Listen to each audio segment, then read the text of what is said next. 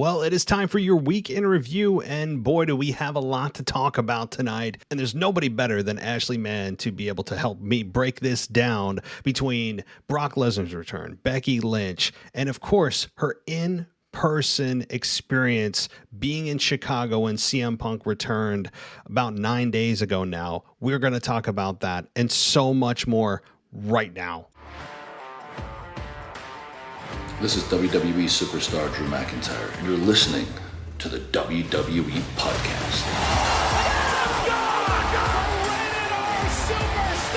The champ is the one that everybody wants, me. Becky Lynch is going to WrestleMania. Claymore! Austin 316 says I just whipped your ass. This is my idol. You're going to acknowledge me. All right, everybody, welcome to your week in review here on the WWE Podcast for this Sunday night, August 29th, 2021. Everybody, thank you so much for joining me. I hope all is well where you're at. If you're in Louisiana, I think I know the answer. Well, because your power's out, you won't be able to even listen to this, but I hope everyone stays safe. If you listen down in Louisiana, boy, oh boy, it's not a good situation there, but hope it is where you are tonight, and we're going to talk some wrestling with longtime co-host Ashley Mann to break down everything that's going on in WWE. And at the front end of our conversation, we do talk about CM Punk quite a bit and her experience in Chicago, in the United Center with CM Punk's return, what it meant to her, what it was like to be there, what some of the issues we didn't know were going on in the arena in terms of merchandise and ice cream that you didn't see on camera. Just so many little things that you don't get from watching that show.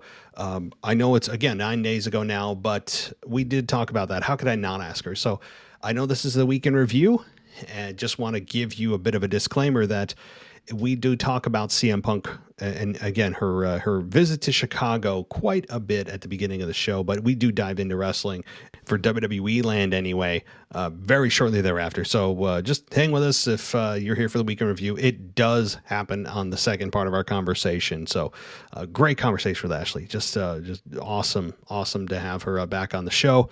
And we'll be back with her, I'm sure, in the coming weeks with more of her insight as she goes through a big move that she's doing from Virginia to Florida. So, wow, she's got quite the project in front of her. So we're going to let her relax and settle in for a couple of weeks, and then we'll check back in with her.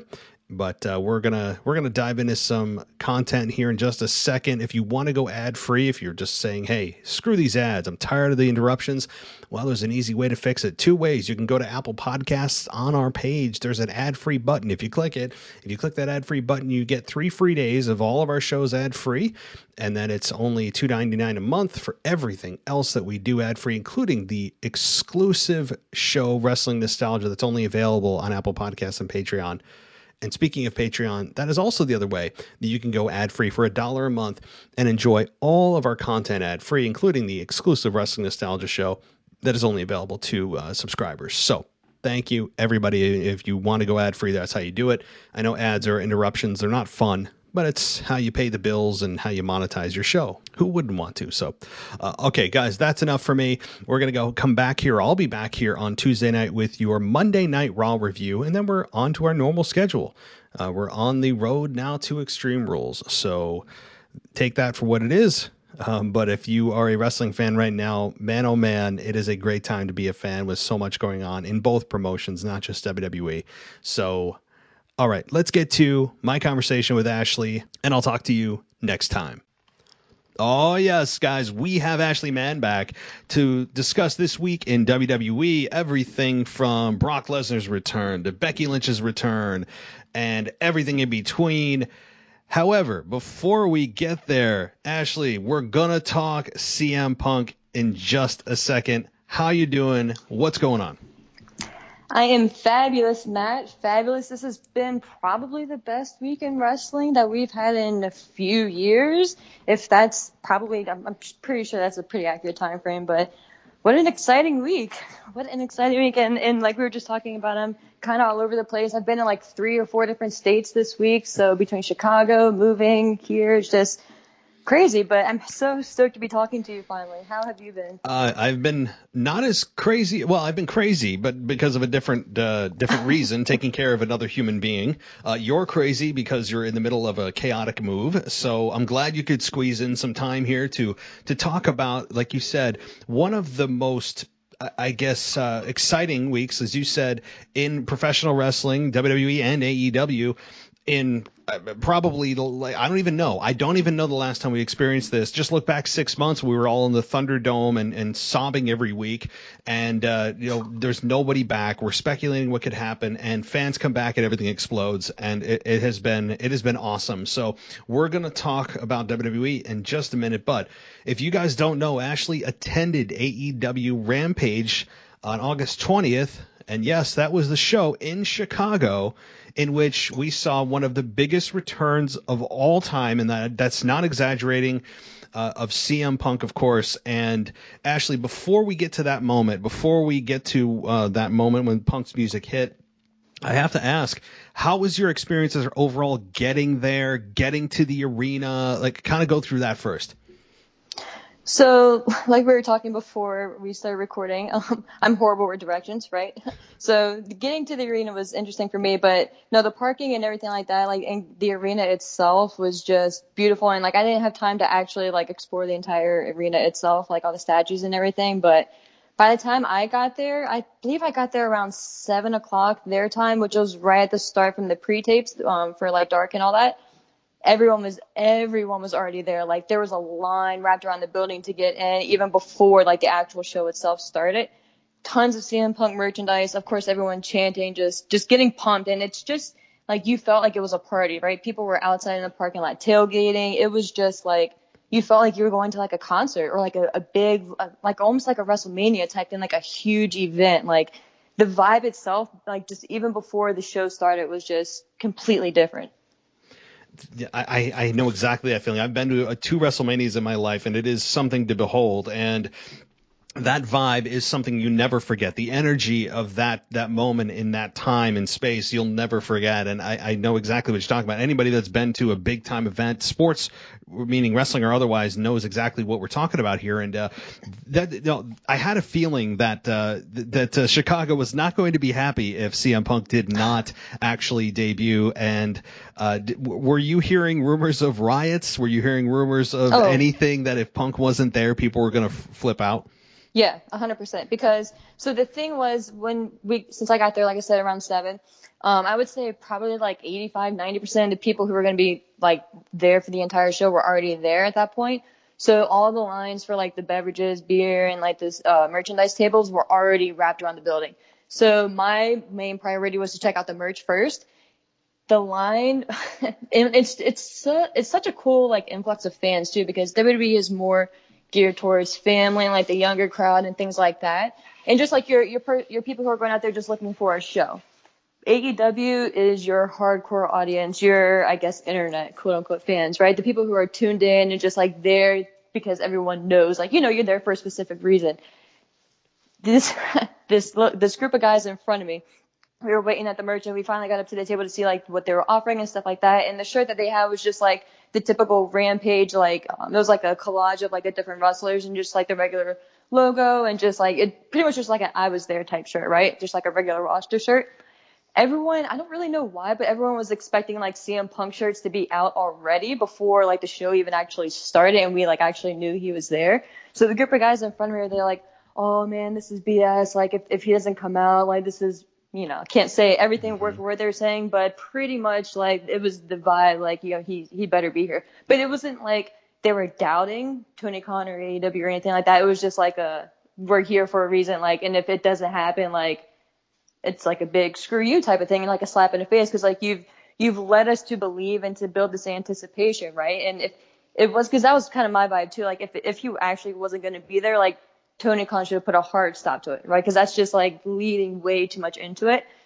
But this was just like, and of course there's so many signs everywhere. Like once I finally got into the arena itself, looking around, there was like, I saw at least like 4 or 5, like, if Punk isn't here, we riot signs. And that is the truth, because once Dark started and like the matches actually started for the pre-tape, like people were already alcoholed up and feeling good and feeling themselves, and it's Chicago, man. But yeah, so like we had talked about, part of me kind of wanted to morbidly see how bad it could get in a weird way, but obviously I'm happy it didn't get to that point. For your safety, Ashley, I'm glad. Of course, it didn't. Yeah. I just I think I might have had this conversation with you before. Like before you went, if they got to that last match and then they said thank you everybody for coming out tonight, and like they said, the lights come on and everyone's leaving, the place, yeah. Now again, so let me ask this: as far as the demographic of people there. You mentioned that it was like a hardcore audience, which tells me that there's not a whole lot of families there. I'm assuming it was mostly our demographic, or maybe skewed towards males 18 to 40, or at least that older generation. Am I right in that, or were there actually families there? Yeah, no, I mean, there was like a few, but predominantly it was like our age group. I would say like the fans probably in like your mid 20s to like, or maybe even like I would say like early 20s to like mid 30s, like almost the 40 range. Not a lot of families at this one, but compared to like, because I went to like the Blood and Guts as well and Fight for the Fallen. So with those shows, there was definitely more of a family and more family vibe and more like influxes of families there. But for this one, it was all your diehards. So you got the vibe that like all the people who bought the tickets that day were diehards and not like scalpers or anything like that. Like the people who like made it a point to stop where they were doing to go. Mm-hmm. That's kind of what I figured. I mean, based on what I heard, the second that AEW Dynamite Rampage started on the air, I mean, there was no music or anything. It was just people chanting CM Punk, and it sounded very male heavy. It sounded very, just kind of like that like pay-per-view audience, so to speak. And so let's talk about it. They go on the air, and really quick, before ahead. we go on the air, because this was kind of an important point. And I don't know if it really circulated as much, but around the 10-minute mark before Rampage started, they had a timer go on the screens. And when it got to about 4 minutes and like 52 seconds, I believe, around that mark, Tony Khan came on the stage and he said that he was pretty much at first, he thanked us all for coming out and for trusting and believing in AEW, and how thankful he was that he was able to put on a show in the United Center in like that arena, and that it had always been a lifelong goal for him, and just pretty much thanking us and going that route. And he said, like, as he was like talking, of course, like the time was counting down and people started chanting CM Punk and like, getting the signs ready, and he was just so elated and just so happy. Like, he kind of got choked up, and he said, I promise you guys, this is going to be a night you never forget. Like, I'm so happy to give this to you. Like, it was just like, I think I may have recorded it actually. I may, like post it on Twitter once you post the link for the show, if you want to check it out. But it was just like, he built the anticipation that much higher within those last few minutes. And we all knew. And like, he confirmed it without actually saying, yeah, he's here, But just the way he did it was so well done. And a lot of people like say he's like, like a fanboy and like panders to the fans and stuff like that. But the way he did it, and I hope I have that video, it was just so well done. So like the way he built it, and by the time he finished talking and went back to the back, like it was like maybe a little over a minute left, if that long. And just when I tell you the anticipation, dude, like that's when people started getting emotional, because that would have been the time where he, like he would have, like apologized or whatever, said like, CM Punk isn't there. But once we pretty much knew, like, that's why the anticipation was just like, oh my God, it's about to happen. And like, that's what everyone around me was saying, like, he's actually here. And so when the lights started going back, I don't know if it really, because to be honest with you, I haven't gone back and watched the show. I've seen like clips of how it aired on TV, but I just love the memory that I have of it so much that I haven't gone back to watch the whole show. So I don't know if I'm actually going to. As weird as that may sound, but once we saw the red and the white lights, like, dude, like, it was just like, you're kind of waiting for like Stone Cold's glass to break, right? Like that moment is like, oh my God, it's actually here. And then it just all hell broke loose. Wow. I mean, like I'm imagining this now. I mean, sitting at home watching this, I haven't got chills like that. I don't even know what would supersede that. I don't even know. So we'll get to that moment in just a second. But to your comments about Tony Khan coming out, and I did see something on that on Twitter. I'm like, oh, I didn't click on it because I thought it was something that he did after the show, not before, saying thank you and all that kind of stuff. So I didn't know that was done before. That's cool. And at that point, he knows what he's doing. He's saying it without saying it, and it just brings everybody to a fever pitch. And that like you said, if I'm in attendance and have anything about wrestling, okay, I know what he's talking about here. I know that this is CM Punk. He wouldn't have come out and said that otherwise. And like you said, if you saw the red and white lights, that would have certainly solidified it for me. So certainly, wow. That was actually my question to you was, have you gone back and watched it? But you're saying you haven't and I understand why, because I'm assuming you don't want your memory of it skewed. You want your in person to be what you remember, not what the television presentation was. Yeah. And it might sound completely crazy, and that's fine. But like, I have seen, of course, like his first, like when he first walked out onto the stage, the look and him kneeling down and like sitting on the stage. And then I did see, I believe it was the Young Bucks who had taken the video of him backstage, like the moment, like the few seconds right up to his music hitting and him walking onto the stage. But as far as watching the whole return back on TV, I haven't. And like I said, at first, just because for me, like even just sitting here thinking about it now, like just sitting there watching, and like when the red dude, like I wish I could like do it justice, but when the red and white lights started going back and forth, like everyone, like you were just like, I started shaking, and I was like, oh my god, like this is it, like he's here. And it's just so, I'm sure it sounds crazy to people who aren't fans and just people who like don't really love it as much as we do, but it was, this is probably going to sound crazy, it was one of the best moments of my life. Like it was so, like the emotion there and just the joy, right? Like just the joy of like this guy was gone for 7 years and he's back. Like he didn't have to come back. He's, I'm sure, financially set, for the rest of his life, and he's good. So it was just the perfect storm. It couldn't have been any better. Well, let's get to that moment. And it does sound crazy. Some people, what are you talking about? It's the best moment of your life. It's wrestling. But you don't get it unless you get it because you're a fan. And I know exactly what you're talking about. I had that same feeling with Stone Cold when he came out at the 25th anniversary of Raw. Oh, dude. I mean, in Barclays Center, it's just a moment you forget. You just don't know. You get kind of lost in time. I don't know how to put it into words. You know if you know, and I know exactly what you're talking about, the energy, the adrenaline, everything. So let's get to that moment. CM Punk's music hits, and I have to say, and this is not hyperbole, and it's not just because, it's fresh in my mind, I have not heard a pop that loud for a return ever, and that's rivaling Stone Cold Steve Austin. He has probably equaled that. I wouldn't say some Stone Cold pops were absolutely earth shattering, so I don't want to minimize Austin's returns, some of them, but this one, at least in the last like 20 years, has been the biggest that I've ever heard ever. How was it the moment that his music hit and the crowd absolutely erupted? My gosh, like, not to sound crazy, but it felt like a Stone Cold return, right? It felt like that moment, like when the glass would break and Austin would come out, and it was like in like the peak of Raw, like those days, right? Like when that, like just that raw emotion, just people just like losing their minds, like literally just losing their minds. Like the second the TV went off and the music hit, I know for me personally, like I was recording, right? And the second the music hit, I just lost it. I started screaming. The video is not great quality because I just couldn't contain myself. Like, it was just like I can't even imagine. I think maybe, like, thinking back on it, it may be comparable to Edge's return at the Royal Rumble, just like that. But Edge's was more of a surprise, where this one was, I mean, obviously a surprise, but you kind of like knew in a way.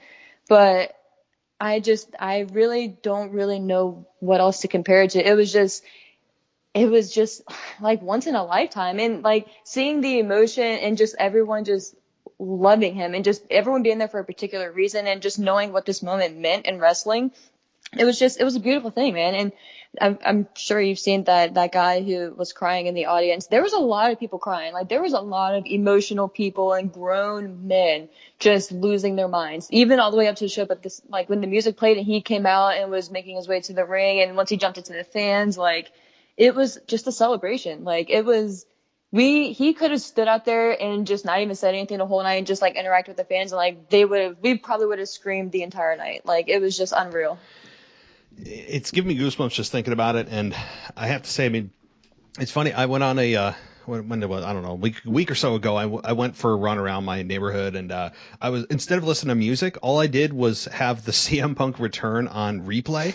Mm-hmm. And like every time, I mean, I hear the crowd, and I'm like, it was just, I could listen to it all day. Just that pop. I've never heard anything like it. Of course, Jim Ross adding to it, and what better voice to be there. And it was. I understand why people were crying. Like, if it was a WWE return or something, I would be, they'd make it a meme. People would be laughing at it. I get it. I was sitting there, in my bedroom, and my week-old daughter's sitting there, and I'm trying not to yell. I should have not been in that room. I should have been in. I underestimated how I would feel. And my entire body was goosebumps. I had my jaw open, and yet we all knew it was going to happen. But it's been so anticipated for 7 years that until it actually happens, you don't think it could happen. So I was, again, nothing like in person, but I get it, because I was tearing up, and I'm like, why do I feel so emotional about this? It's just logically, I'm like, why? It's just pro wrestling. We knew he was going to kind of be here, but I totally understand it. It's something that I don't know. I'm not good at articulating how I feel and why it made sense. The guy was, the guy was bawling, the one on TV. And like you said, if there were other people crying, it makes total sense. And I couldn't even hear his music through the crowd. That's how loud it was.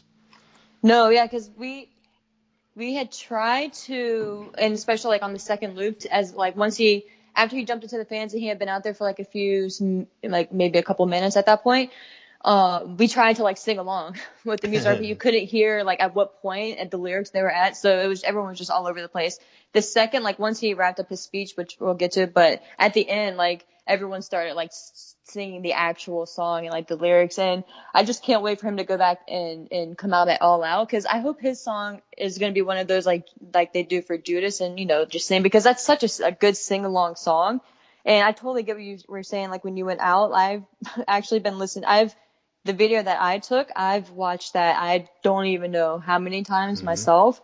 And between that and the Cult of Personality song itself, like Living Color have probably made so much royalties off of me alone in the past 2 weeks, like from the streaming. It's just like, I'm so happy for them. So like, they're probably living their best life right now. Oh yeah. Like from Spotify. I mean, I am responsible for at least 10,000 of those listens. Easy. Yeah.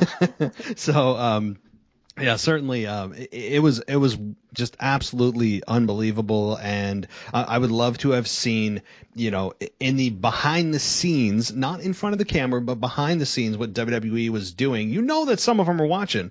You damn well know that they were watching to see what the reaction would be, and I'm sure some of them were sitting there like, crap. And Vince is like, don't worry, guys, we got Brock and we got Becky, right? So we'll get to that, of course, in just a few minutes, but. The CM Punk, so he gets on the microphone, and take it from there. I mean, from some of the things he said. Yeah, so I believe right after he came out and got in the ring, I think they went to a commercial break for maybe like a minute or two. It was like 90 seconds, yeah. Yeah, it's really brief, but the entire time, like he was just like, I think his family was like front row right there, so he was like kind of talking to them a bit and just interacting with everyone, and people were still losing their minds, chanting CM Punk, all that good stuff. But once he actually started talking, like, you would have thought that this man was like, just like, I don't want not to offend anyone, but just like Jesus, like the way he commanded the room, and just everyone, like we wanted to, if it was up to us, like we would have chanted CM Punk the entire time, like nonstop. But like the moment he started talking, he was like, can I tell you guys a story? And sat down. It's just like, yeah, please do. Like we want to listen. Like, it's just, I can't even like properly put it into words, like how captivating he is and like what his presence does. And maybe it's just because of the night itself and just what, of course, the moment was representing. But man, like he just has a way of just like when he talks, you listen. You know what I mean? And I mean, me personally, I've obviously always been a CM Punk fan, but he hasn't lost it. And just talking, right? Like nothing crazy, nothing storyline setting up. And even when he, did address Darby Allin later on, it was just natural and organic. And that's what I think is a kind of like the culmination of why everyone is so happy and got so emotional for him returning, because it's like what it represents as well. Like I probably like, I don't know how crazy this is or whatever, but if AEW didn't exist, I don't know if he would have came back to wrestling. I think maybe it would have just been to the extent of like doing that show like on Fox or whatever, or something similar to that. But in ring wise, like just what he said on his first night back, right? Like he pretty much apologized without saying the actual words for leaving and saying, how a lot of people probably don't agree with either what he did or what he said or anything like that. But he said it without saying it, right? Like WWE was just not a good place for him mentally, physically, spiritually, emotionally, and all that stuff. So that's kind of why we were so emotionally involved in it as well, because like it's a culmination of everything that he went through, all the BS that he went through, 7 years away, not knowing if he's ever going to come back, and he probably, knowing that he probably wouldn't, because I don't know, like, do you think really quick that he ever would have came back to WWE if AEW, would never existed? If AEW didn't exist, I think that you would have seen him in a Hall of Fame, and that would be it. I don't think, based on now how he really talked about WWE without saying WWE, that, why would I, he essentially said in part of his speech that why would I go back to the place that made me sick in the first place? Right. And I'm like, yeah, that's true, because everything that he hated about WWE is probably even worse now. The micromanagement, the environment, everything about what he loved about pro wrestling. WWE has gotten, I think, worse. We've heard that from people that have left, from numerous people, John Moxley and everybody, and so forth. So I don't think he would have. Now, if this didn't happen, I would have said, yeah, where is he? He should be here. But now that I have heard him speak, I'm like, oh, yeah, he would not have come back unless it was a Hall of Fame induction or whatever it may be. And everything about AEW is exactly what he loves about pro wrestling. They can control their own creative. The backstage is a much more positive environment.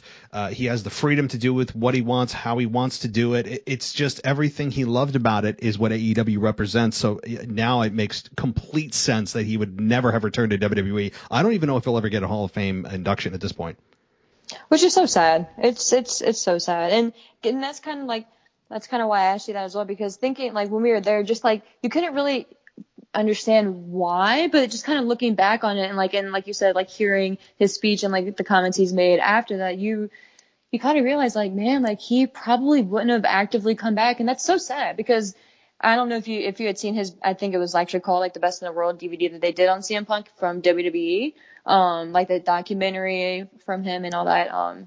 He had mentioned like, and it just showed like his upbringing, how much he loved wrestling, right? And like wrestling was his escape and what saved him, because he was always an outcast and all that good stuff. So to see someone who was in love with it and to have that taken away because of just one company and pretty much like the company that everyone wanted to fight to be at, right? Like that was the goal, to be at WrestleMania, to be the champion and all that good stuff. And it's just like, how sad is it that once you get there and you think it's like this, pretty much just like this magical world, and you get there and it's like a complete nightmare. So just seeing how happy and healthy he is and how excited he is to be back, because like I said earlier, like he didn't have to come back, like, and him mentioning like, he's hurt us for the past 7 years, like, I think that's why it's just so emotional, because yeah, like we've been dying for him to come back, but we didn't actually think it was going to happen.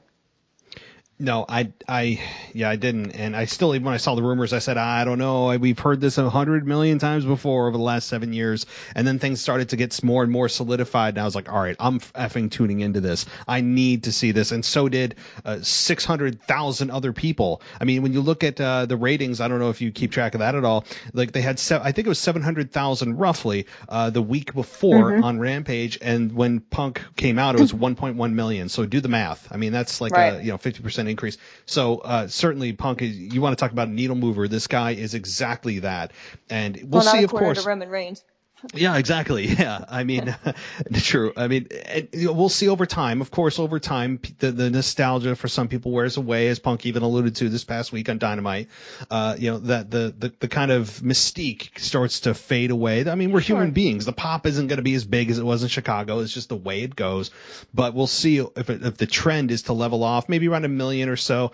Either way, he's brought hundreds of thousands of people back to wrestling in one single moment, and it was just a moment that if you're ever looking or feeling bad about yourself, you're having a bad day, you just watch this. I mean, I felt like that about Edge's return in 2020 at the Rumble. This is even bigger to me. And so with Punk coming back, those are the moments that you live for. That's why it reinvigorates you as a wrestling fan. It reminds you why you love this damn thing. Sometimes you get kind of depressed about the product, or it can be crappy for a while, and you have these moments, you're like, okay, this is why we watch.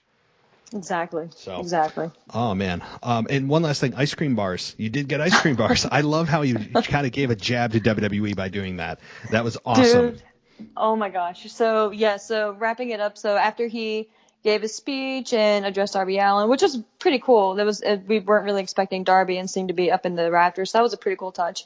But after he wrapped up everything, his music started, and then that's when everyone started singing along to his music, and pretty spot on too, like word for word. Like I was pretty impressed. But so that's why I think that may be like another Judas going forward sing along.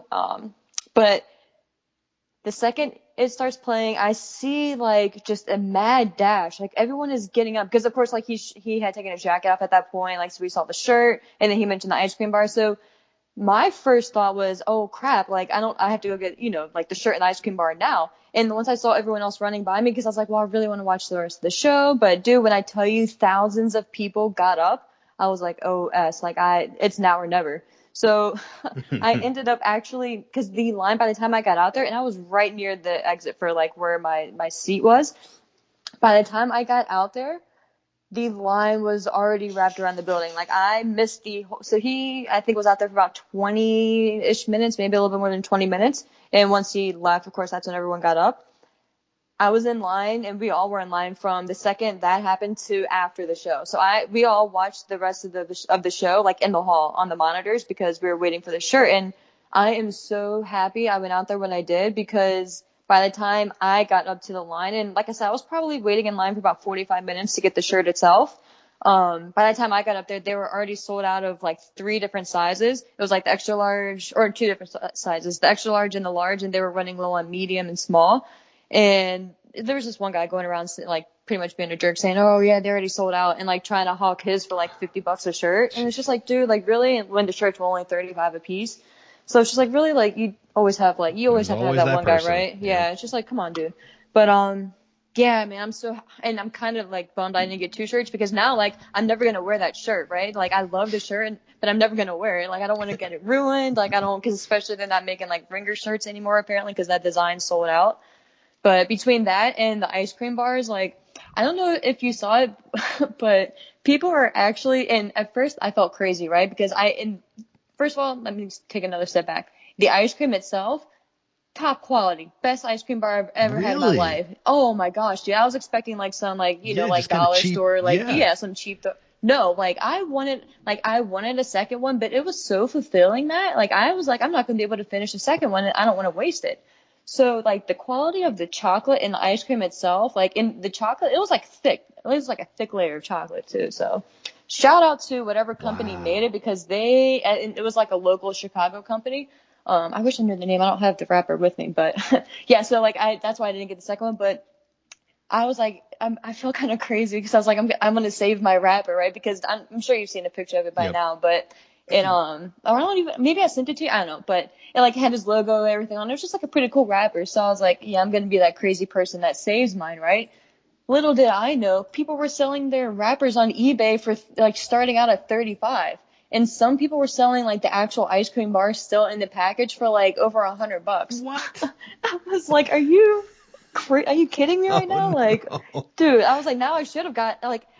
And like the shirts themselves, the I Was There shirt, they're selling like some of them are over $1,000, dude. No. I was blown. No. What? What away? Yeah. I was like, bro, like if I knew that, I would have bought 2 shirts. Wow. But yeah, top quality ice cream for sure. Jeez, that is, see, those are the things you don't get from watching the show. I'm so, it's so awesome you went. And I did order my Punk shirt from PWTs who Did you get the ringer? I don't know. It was sugar. It was the I don't know. Just the whatever Punk shirt they have on the front page, like whatever that is. Yeah, because they had like a ringer version which had like the black stripe around like the sleeves and the neck, but they had sold out. Like Tony Khan had said in an interview somewhere that they literally sold out of all of the ringer style shirts out of the entire country of like the United States. Like Tony said that he hit up every clothing company that sells ringer style T-shirts that can be printed on. He bought all the shirts, like apparently from every company, and there's no more left. So like the regular shirts that they're selling now are just like the white shirts, which are still cool. I'm gonna get a regular shirt myself also, but there's no more ringer shirts anywhere in the country apparently. Oh, all right. Well then I didn't get that. I just got like the normal Punk shirt. I got like the premium soft cotton, and I added that thing onto it. But what? Damn. Okay. Well. Anyway, yeah, Punk broke their servers, and like you couldn't even order anything, and like he's the first. They were the best selling, highest selling, most selling T-shirt of all time. I mean, he broke everything. He broke the internet. He broke PWTs. So wow, amazing. So certainly, Ashley, was this worth your time and money? I know you were a little bit hesitant. If Punk wasn't going to show up, I think I know the answer. Oh, without a doubt, and I'm just.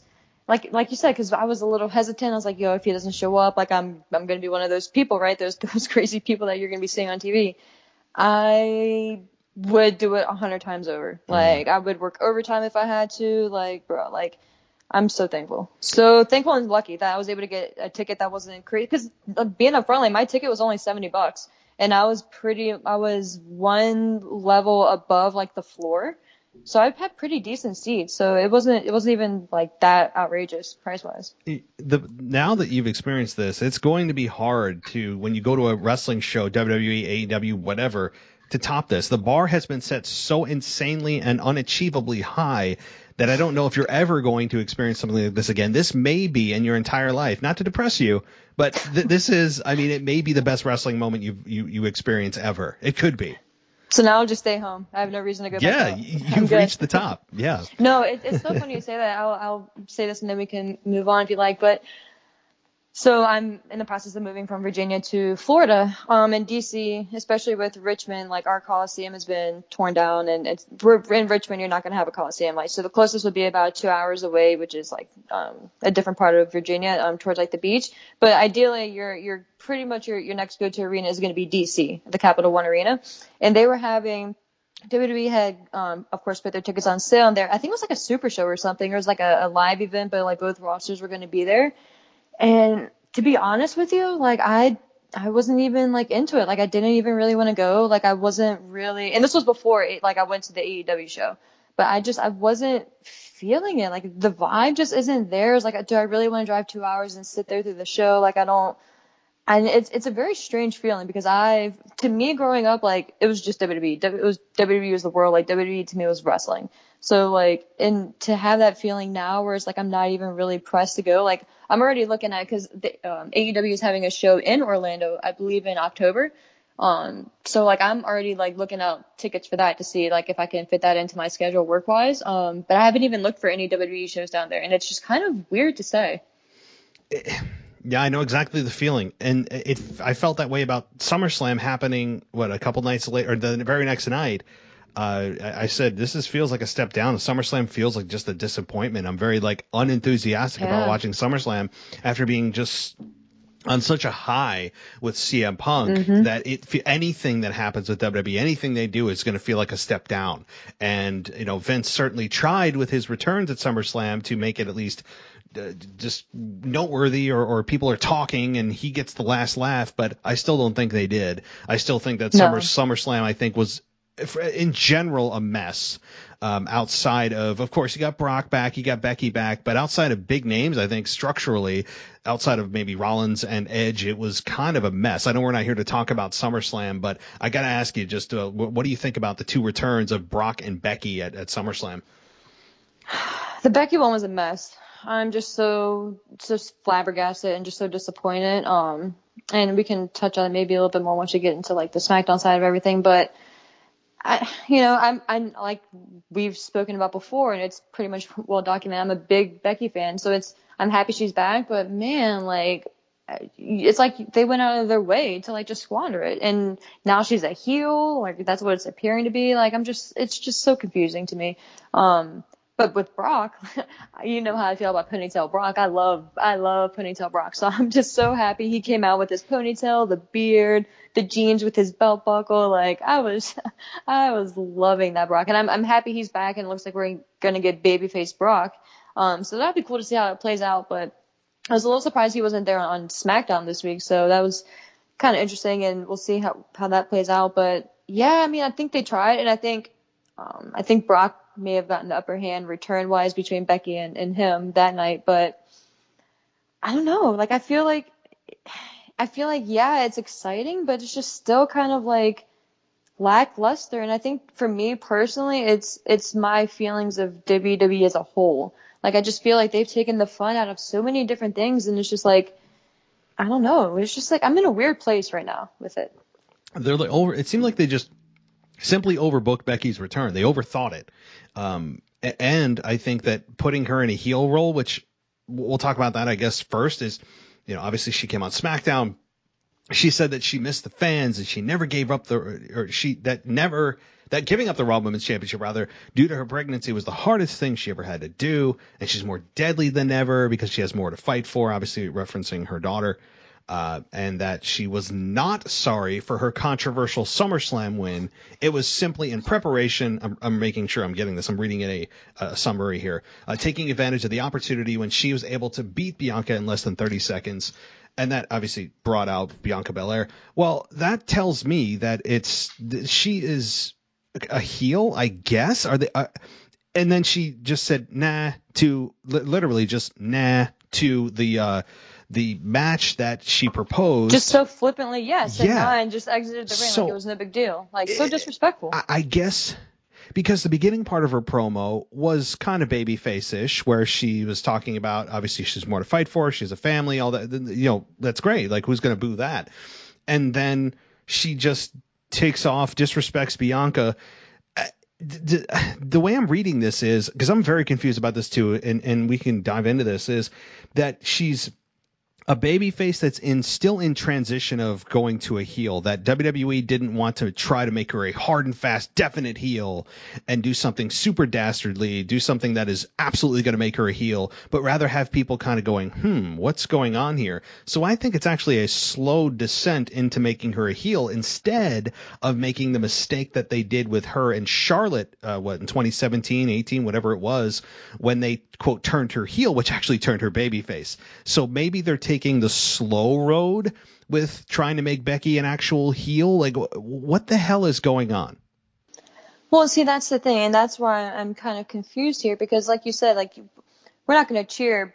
The reason she left wasn't a bad reason, right? It wasn't like she just up and vanished, like just mysteriously vanished for a year plus. So we knew, like, she specifically told us why she's leaving, and it's a good reason, right? It's exciting. We're happy for her.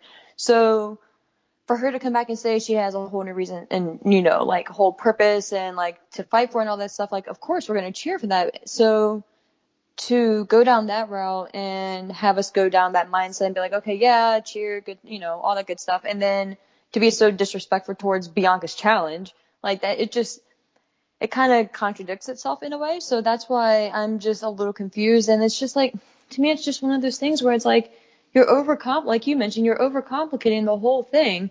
And there's reports, I guess, saying that, it was Becky's idea to be a heel and like that's what she wanted to do coming back. And I don't know if that's true or not. Like, regardless of whose idea it was, like, I don't know. Like, and a lot of people are saying like that this is how Becky Lynch always is, right? Like, she's always just kind of just blunt and just kind of direct and just maybe a tad disrespectful, just always, and just kind of has like that. And people like were comparing her to Austin, right? Like, that's just how Austin was, and he just kind of spoke his mind, didn't really care, and just like rude and whatever.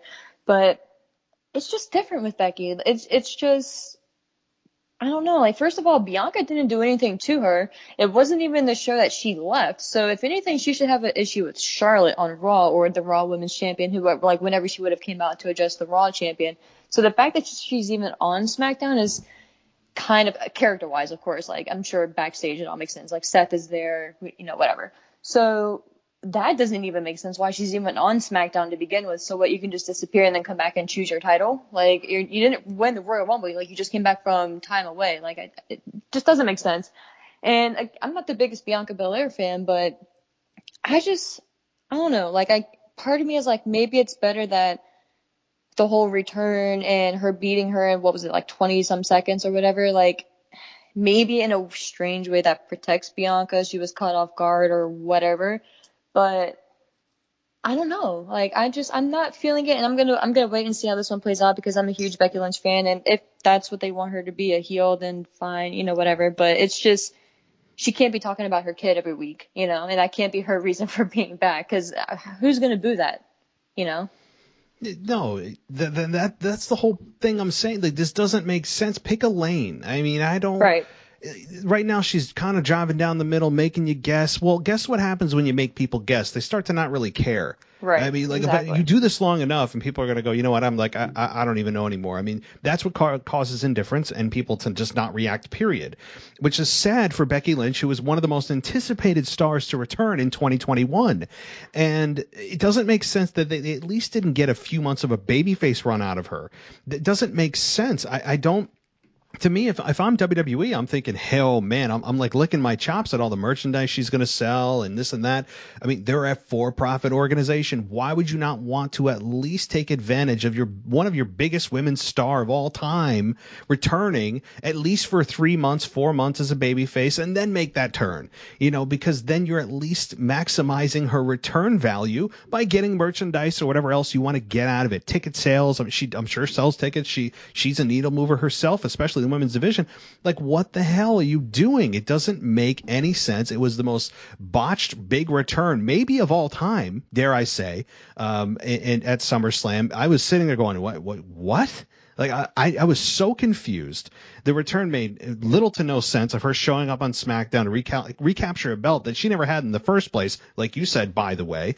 And Raw needs star power way more than SmackDown does right now. I mean, SmackDown could have survived if Becky and Brock both went to Raw. And from what I've heard, USA is not happy that both of those big returns went to SmackDown on Fox. And they shouldn't be, especially in totality with Raw and NXT and like the returns. Like, I'd be pissed. Spending all that money, SmackDown's the better show. Like, they would have done just fine without those two. And if it was just we want to surprise people. They think they know what we're going to do. Let's swerve them. That's a superficial reason to do anything, because, okay, yeah, you did what we didn't expect, but now follow through and show me that it was the right decision. And I don't think this is. I do not think this is the right decision for Becky Lynch to at least get a few months of a babyface, and then fine, make your turn and we'll boo you. But you are missing out big time.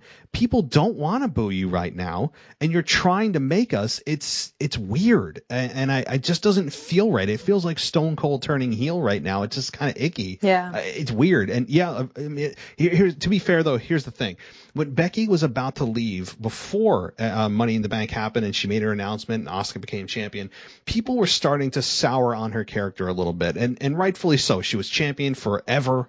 And she was very kind of egotistical, driving a Mack truck with her face written on it. I mean, like, she was like wearing jackets like that were obnoxious. She was starting to, I don't think intentionally, have the fans get a little sour on her. Plus, having Shayna Baszler lose to her at WrestleMania that year, and people were like, yes. Hey, I'm ready for a change. So she left at a very timely point in time to have the fans go, oh man, we were this close to booing you.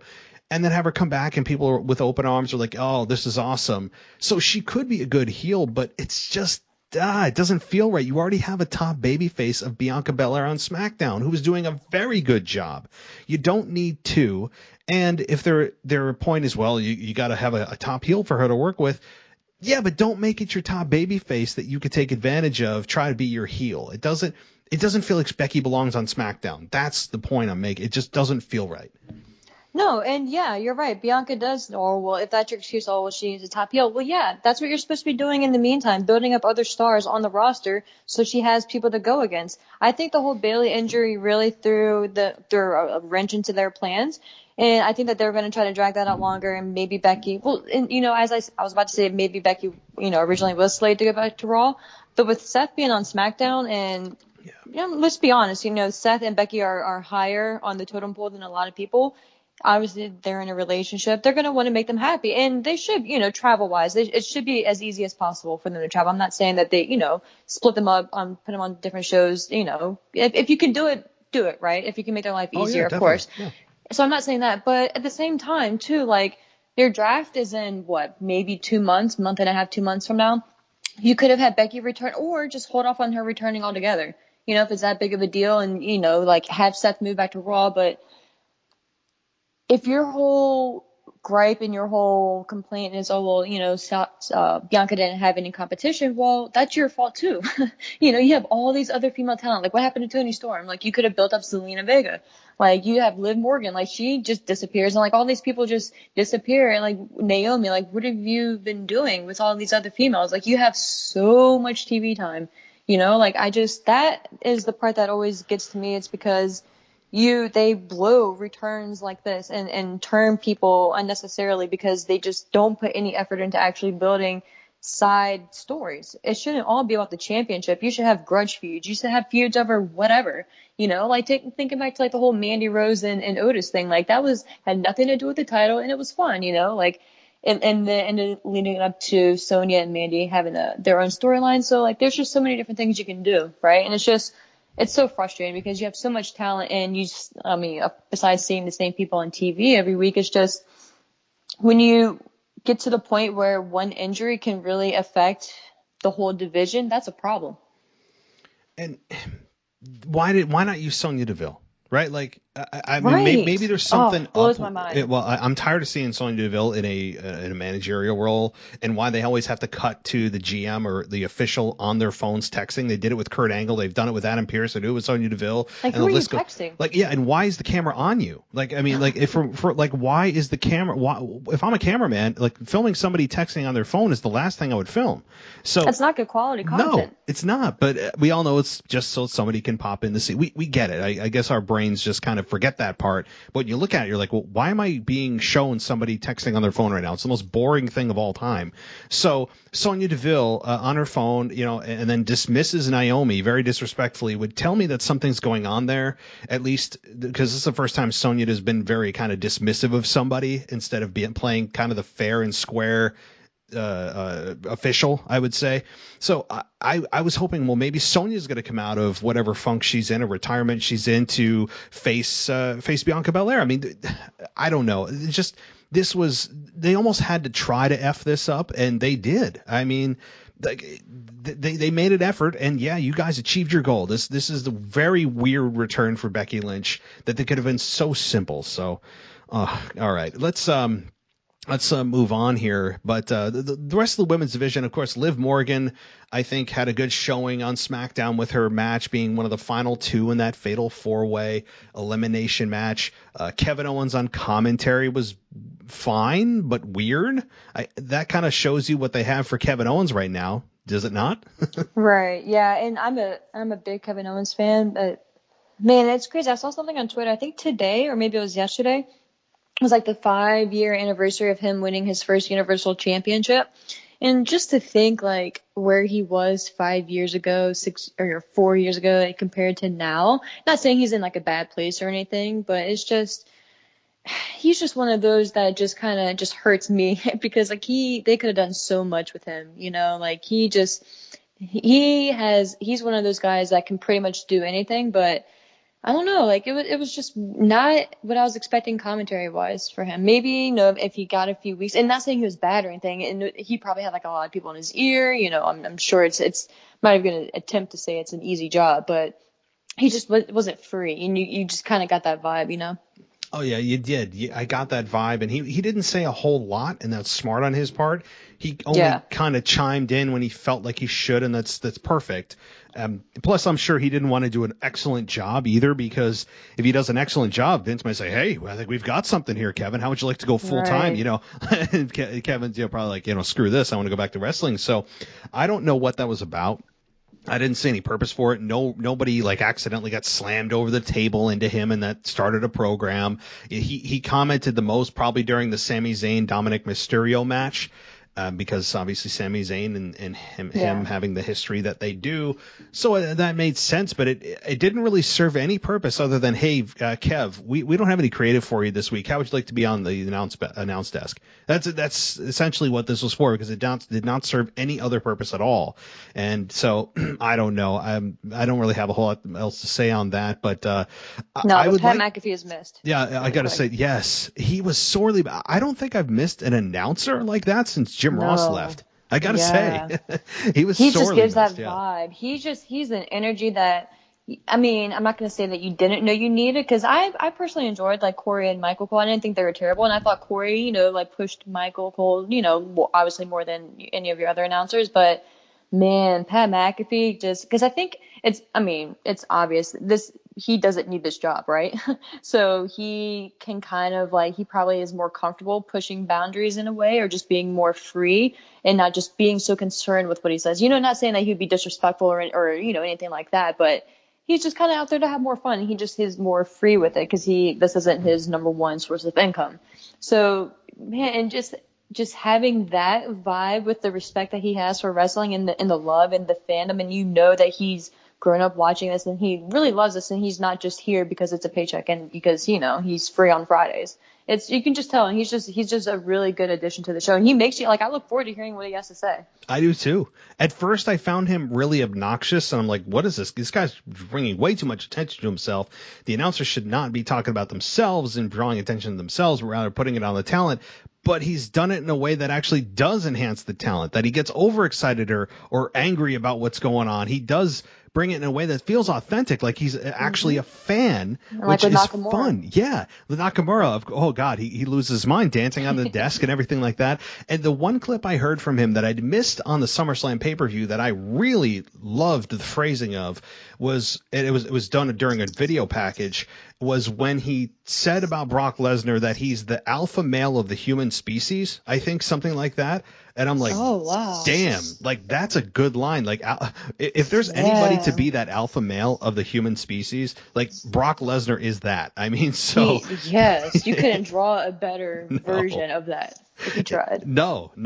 So I love that line. And, I am becoming more of a Pat McAfee fan by the week. Again, I was very hesitant at first. But anyway, yeah, so let's continue on here. I mean, we've got much more content here, and I don't want to keep everyone too long.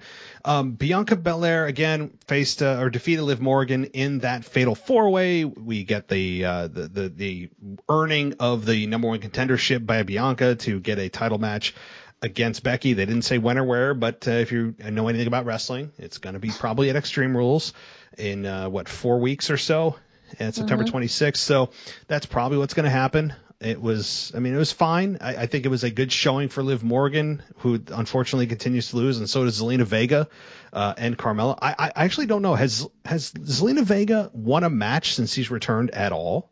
I mean, no, I don't think she has. No, she hasn't. No. Ugh, that's tough. I'm a big Zelina fan, and right now she's kind of getting the shaft. All right. Well, moving on here. Let's talk about Finn Balor. I want to talk about Finn Balor here.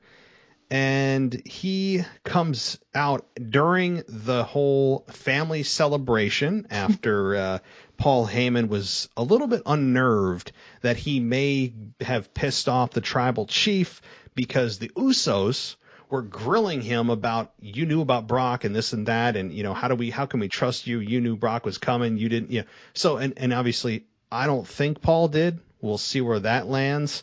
Obviously, Paul can't be involved in a match, so it shouldn't circulate around Paul Heyman. But it made sense that they were a little bit speculative of Paul, and he couldn't get into the locker room for a while, and Kayla Braxton and him were bickering back and forth. But the family celebration ends up happening. And, of course, we got an interruption with 6 minutes remaining in the show of Finn Balor coming out. And I really liked Finn Balor's promo here because he didn't forget about what John Cena did. I mean, he took the opportunity from Finn Balor that we're all supposed to just gloss over and forget that John Cena signed the contract and when it should have been Finn Balor's. So I like how he said that he's going to deal with John in another place and time, and that he wants his Universal Championship match next week on SmackDown. It was granted. I checked WWE.com, so it was granted. It is official. We will get that match next week. He attacks Roman Reigns, and then he gets beat down by the Bloodline to be saved by the Street Profits. So what did you think about all this? I really enjoyed it. I like this version of Finn. I like that since he's come back to the main roster, he's not that smiley Finn, and he's actually stuck to that, right? It wasn't just like a 1 week thing and he reverts back to the old version. He's the edgy Finn. He's the Finn that we got in NXT when he went back down. And I really like it. I think SmackDown needed this, and I think he's going to be a really good opponent for Roman, and they have a lot of history that they can go back and play off of too, because he beat Roman. I'm pretty sure he had beat Roman to get the shot to become the first Universal Champion. Of course, he had to relinquish that because he got injured, but I'm pretty sure that's how that played out. But they can go back and play off of that history as well. So there's just so much that they can really go off of, and besides, because I mean, my personal opinion, I don't know, I don't think this is too crazy, but I don't see, Roman losing to Finn next week. So they could really drag this out, I think, for a good amount of time if they need to and if they want to, depending on what the lineup is and how quickly they want to go to Roman and Brock. But yeah, so I'm really happy with Finn. I'm happy he's back, and I love the insertion of the Street Profits. I think them and the Usos could be kind of like the next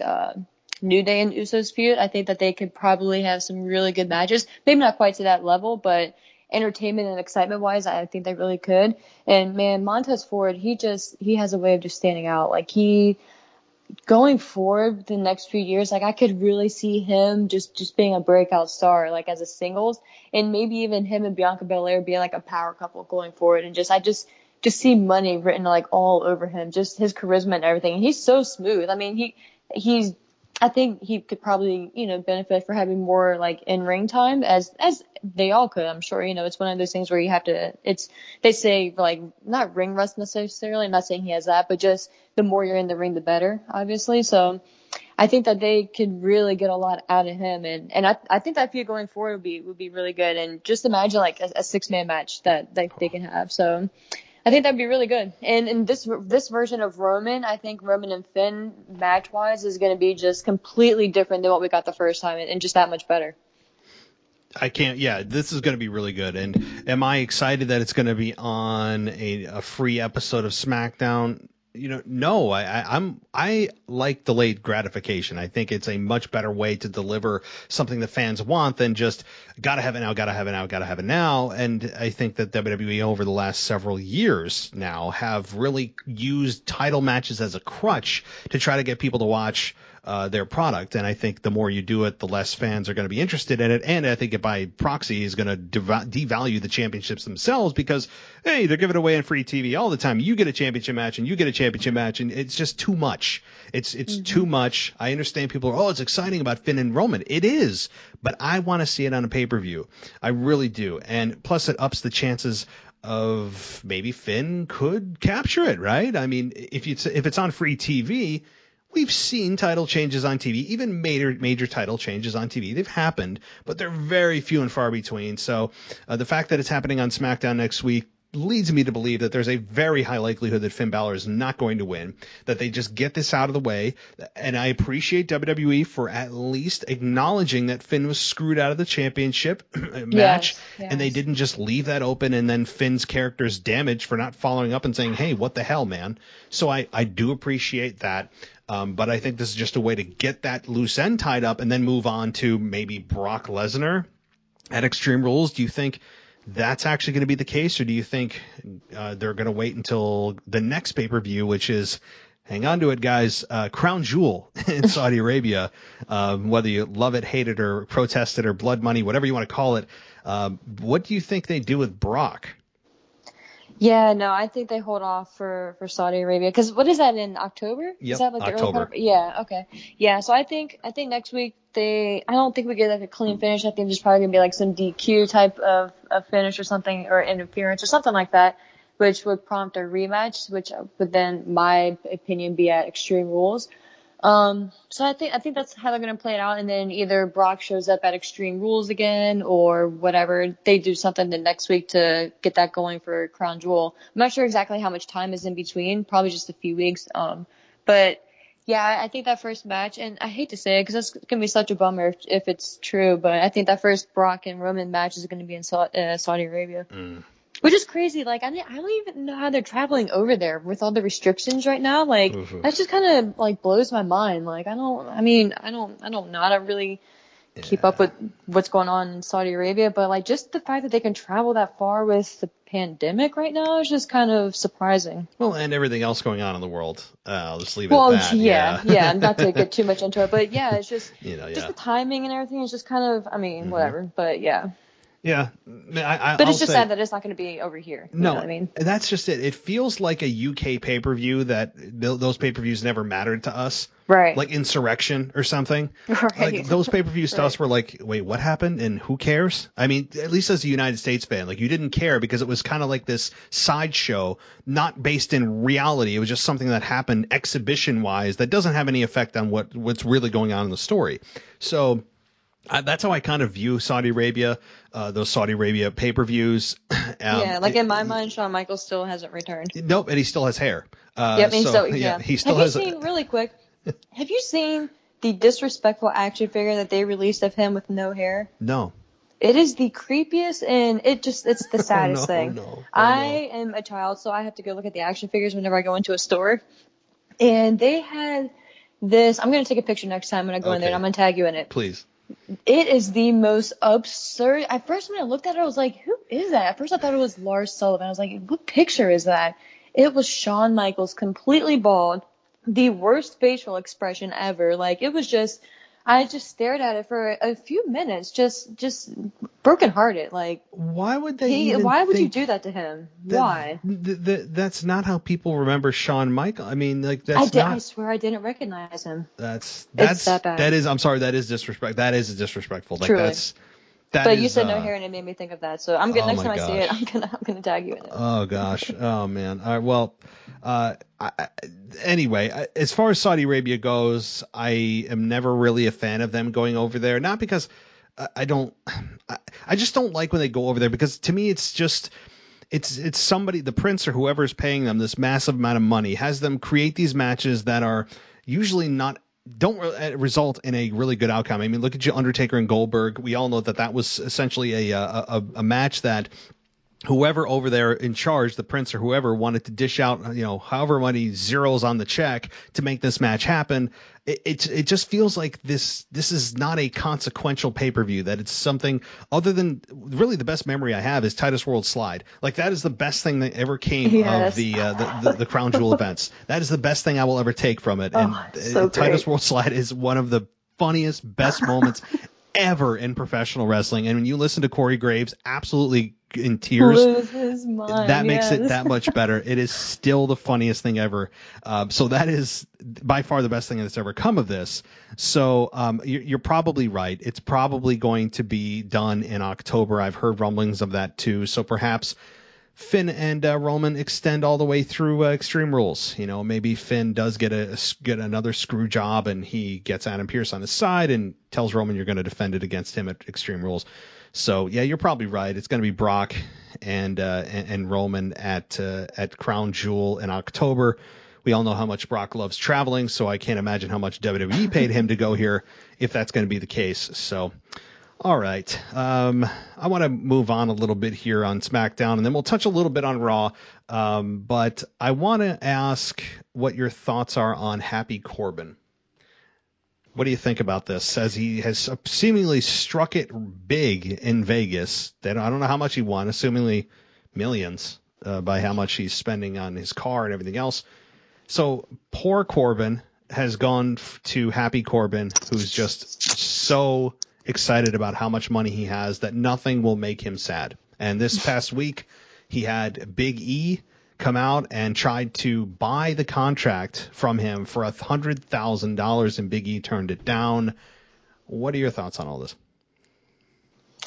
I miss Sad Corbin. I feel like they kind of steered and just got rid of that too quickly, or maybe it's just me, but I was really enjoying it because this dude was playing it up so well, right? Like there were so many behind the scenes clips and him in the parking lot, him talking to the backstage interviewers, just so sad, like just the just, motel. like, Do you see like the really awful motel? yeah, like, and the fact that it was the same shirt, like I loved everything about it. Like I hope they make an action figure out of like poor Corbin.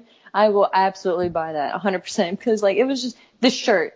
He got me with the shirt and the scruffy hair. Like it was just perfect. But I mean, it's crazy. I was never a Corbin hater. I think I liked him more than the majority of people throughout the years.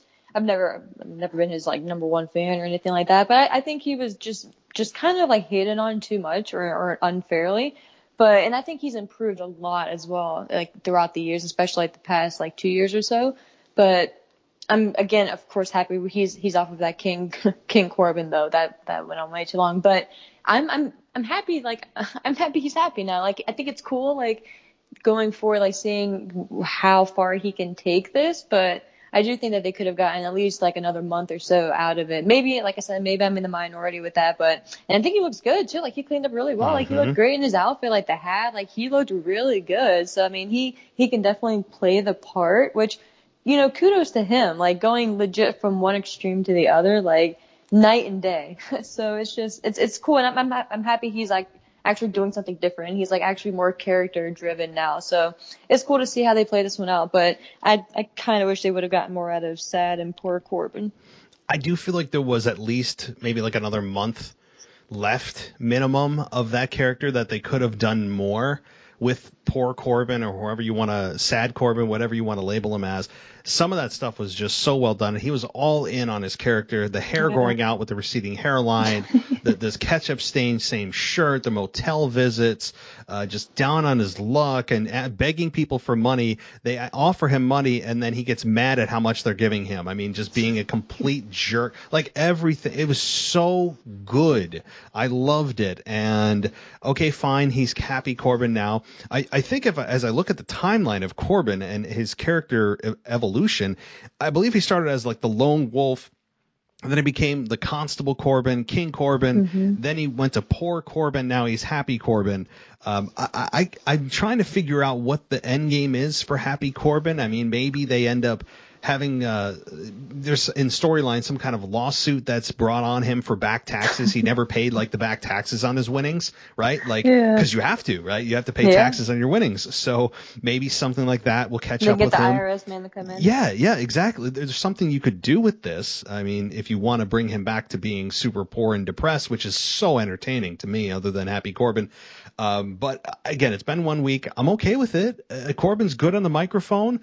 I don't know if I should hate him right now. He's not really bragging about it, or as far as like, you know, making us feel bad or hating on the crowd. He's just saying, and hey, it's logical he would try to buy it. You know, if he struck it rich, like why not try to buy it? At least he was being respectful. He wasn't trying to steal. He was trying to make an honest purchase out of it. You know. Right. Exactly. So I don't know how to feel about it other than I enjoy this, but I do miss poor Corbin already, and the stuff on social media that he would put out there and how he would steal. He was caught stealing a Raw Superstar's wallet, which made me, oh my God, so great. I wish there was like a video. Like yes. a documentary they could put together of it. There's so much juice left to squeeze out of this, but they felt it was time, I guess, for whatever reason. But I mean, it was good while it lasted, and we'll see. Maybe he goes back to poor Corbin. They could easily swing it that way. So, all right. Well, beyond that, we got a Seth Rollins interview that I don't know what the hell he was wearing. He was wearing kind of the Game of Thrones outfit. It was bizarre. I mean, I'll say this about Seth Rollins, and it seems like Edge and Rollins, by the way, are done with one another, and that's fine. Although they had a really good match at SummerSlam, if not the best match on the card that night.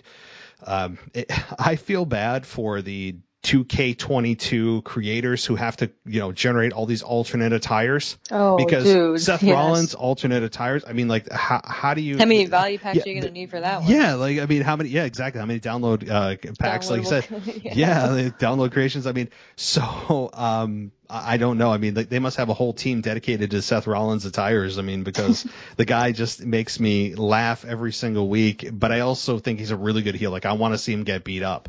I think Seth's on a hell of a roll right now. So, do you have any ideas where perhaps Seth and or Edge are going right now? No, and I'm gonna be surprised if they do end up going away from Seth and Edge, because this is another one where I think that they could have gotten at least another match or two out of, or done like a best of 3 or something like that, So I'm just kind of, if they do steer away from this, I'm gonna be kind of surprised by that, and I don't really know where Seth would go unless he, oh no, I don't know, because I don't see him going after. So I was going to say maybe he can go after Roman finishes up with Finn. If they do end up just having like a straightforward match next week, then maybe him and Seth can entertain each other. But I don't know, because I think Roman's going to be involved with Brock immediately after Finn. So I don't really know where Seth goes. I think, and that's why I say maybe with the draft coming up or the shakeup or whatever they're going to call it, I see maybe him and Becky going to Raw. Just to kind of change some things up there, but yeah, I don't really know. I don't really know where he goes from here. Yeah. If it's not with Edge. They didn't hint at anything. They didn't really say anything other than, like, and have Seth say, congratulations, you've taught me that I need to be more like you. That's the only kind of hint we got, is like, okay, you need to go darker, you need to be more vicious. I guess that's what we took from it. I'll be sad too if they don't have another encounter. Obviously, the limited dates with Edge is probably the factor here that's putting a ceiling on them meeting again, or maybe not. We'll see.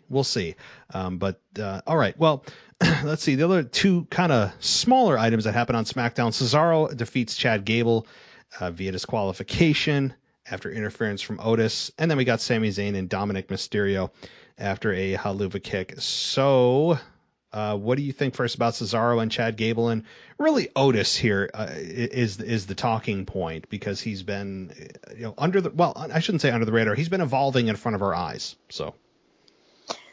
Yeah, this is another one I'm kind of taking like a wait and see on. Again, like I feel like they could have gotten so much more out of Otis, like before this whole heel turn and everything like that. Like I think he's finally kind of getting into it more, but it's still like whenever I see him, it's just he's still weird to me. It's just not the Otis that like I was really enjoying, and just I wasn't like. I don't know, he wasn't like the best thing, but it was kind of comical, But so I kind of want them to just take Gable and Otis more seriously, if they're going to keep them together and if you want Otis to be taken more seriously, then I think they should be taken seriously as a tag team. So I'm just, if anything, I would hope they would go that route, because if not for nothing, Chad Gable deserves it as well. Like, he's amazing and he's so underutilized as well. But yeah, it's just, I think it's just something that they're just putting on TV kind of just to fill time sometimes, Yeah, it does feel like that. And if they're such a good tag team, and I think Gable and Otis have decent chemistry, why are they not going after the tag team championships in a division that has like 3 tag teams? Right. So I'm not sure either. I mean, this did feel like a little bit of filler. I'm interested to see what Otis does when he comes against a formidable opponent. They're building him. I think they're building him like pretty nicely. I mean, considering the character shift that they've made for him, which is a 180, and shaving his beard and making him look like he's, a senior in high school. I mean, he's really, really shaved, no pun intended, about 20 years off of what age we thought he was with his beard gone. So, I'm interested to see what happens here. I'm not super invested yet. We'll see if they can change that. But what did you think about Sami Zayn and Dominic Mysterio here? Ray was at ringside. He tried to calm Dominic down. Obviously, Dominic put on a good show, but ended up losing to Sami Zayn cleanly. Yeah, I think he should have lost, so I'm happy he did. I don't really know where. I think part of me is kind of conflicted. Like, are they still planting the seeds for like dissension between Ray and Dominic? And if they are are they actually going to pull the trigger on it, or is it just going to be one of those things where they like agree to just like go their separate ways?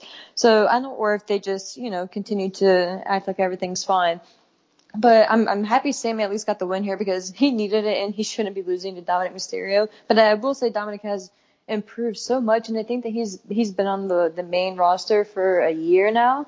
It's just, and to see, like, and just to think of like how much he's progressed and just improved in that short amount of time. Like, you can tell the kid is going to be really good as he continues to grow. Because what is he, like 21? He's 22? Really young, yeah. Yeah, something crazy like that. So kudos to him for just being able to maintain and just, if you think about it, he's wrestling in front of a lot of people every week. So in the shows that he's been at, so kudos to him. But yeah, I don't know. Do you think that Ray's going to turn on Dominic, or what do you think they're going to go with this route, or do you think it's just going to be something that they don't fully pull the trigger on?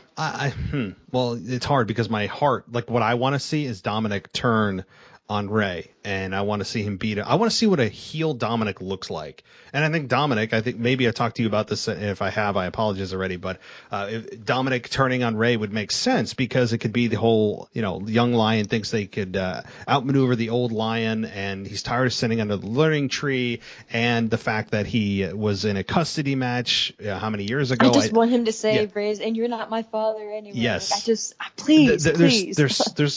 There's material there that they could pull from, and having Dominic say, I've had this deep-seated hatred from you since that time, and I've been trying to suppress it. I mean, there's stuff there. There's stuff that they could do. Do I think they're gonna do it? This week would give some evidence to that he kind of shoved his father. He didn't shove him down, but he brushed him off, and the announcers chalked it up to him being frustrated and angry with himself. So I hate to cop out on this one. I want it. I would do it, but the evidence is scant right now. It's very limited. Outside of this week brushing off his dad, I would have to see next week. And I'd want to see what happens next week if, you know, he shoves him down next week and then it slowly progresses and progresses and progresses. It progresses. I think it'd be fun. And I want to see what Dominic as a heel looks like. Yeah, me too. And all I have to say before we move on is if that happens and we don't get a "You're not my poppy" shirt, I am going to be very upset. Oh, yes. Because I can see it with the same font, those big letters. Like, if they don't do it, shame on them. Well, you know, you'd also have to re-educate a lot of fans who may not have been fans back at that point. I mean, we're talking about 2005. Yeah, so 16 years ago. But I mean, just think of like the cool video package you can put together, right? Because Dominic had been showing up on the show since he was even like a few years before that, like since he was a small kid, you know, and just like with the interactions between Mysterio and CM Punk with the whole straight edge society and all that, like he was young, so like they could just throw all that together, just showing how long he's been in the business, and then the whole thing with Eddie, so they can really like milk that. But we have to get that shirt. If they don't, shame. I'll purchase it tomorrow. I mean, Exactly. Seriously, it would be, oh God. All right, now here's what we do. We get ourselves excited. But I will say there is a small seed of hope this week, and we'll have to see it progressing, hopefully downhill, because I'm tired of seeing these two just, you know, have a father-son love fest backstage every single Ray week. Down the ramp. It is just so sickening. So I'm done with these two, and I'm a father, and I still don't want that. Like, I don't call my son. I don't talk to him like that. I would never talk to my son or daughter like that. It's just, anyway. All right, let's move on. Hopefully we get it.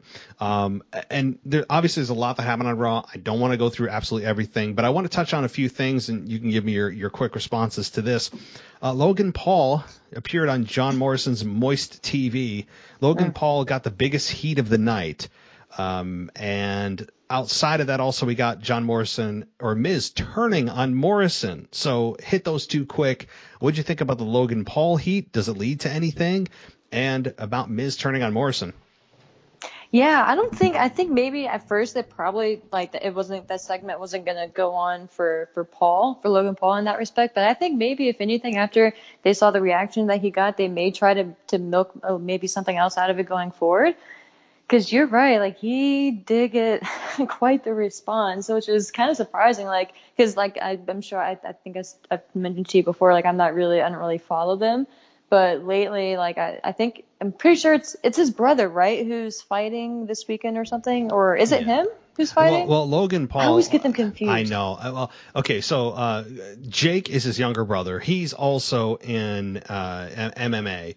Logan Paul's into boxing, and he just boxed Floyd Mayweather, as you probably did hear. So yeah, Jake is his younger brother. Yeah. Jake, okay, I got you. Yeah, so yeah, apparently everyone hates them for various reasons. So it's just funny to see, like, because I'm sure WWE is, because they have their own world and nothing really exists until they acknowledge it outside of their world. So I'm sure once they saw the heat and the reaction that they got, they were probably just like floored, like, wow, like why do people hate him? And probably were Googling him and stuff like that. So I'm sure probably going forward they'll try to get him to come back, because why not?